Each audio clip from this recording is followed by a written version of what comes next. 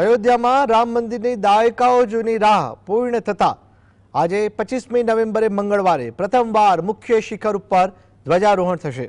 આ ઐતિહાસિક ક્ષણ માટે નક્કી કરેલી 12 મિનિટના અભિજીતનું સૂક્ષ્મ મુહૂર્ત મૂળ થરાદના અને અમદાવાદમાં વસતા 22 વર્ષીય જ્યોતિષ વિશ્વ વોરાએ સૂચવ્યું છે।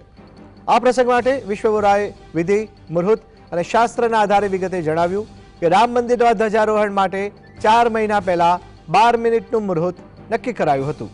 આ 12 મિનિટ એ એવો યોગ લાવે છે જ્યાં મંદિર, રાષ્ટ્ર અને ભવિષ્યની પ્રગતિ માટેની ગ્રહચાલ સર્વોપરી રીતે અનુકૂળ બને। આજે 25મી નવેમ્બરે બપોરે 11:47 થી 11:58 અભિજીત મુહૂર્તમાં અયોધ્યાના રામ મંદિરમાં ધ્વજારોહણ થશે। આ સાથે જ દેશના 7 મોટા જ્યોતિષી પૈકી સાબરમતીના વિશ્વ વોરાએ જોયેલું મુહૂર્ત યથાર્થ ઠેરવ્યું હતું।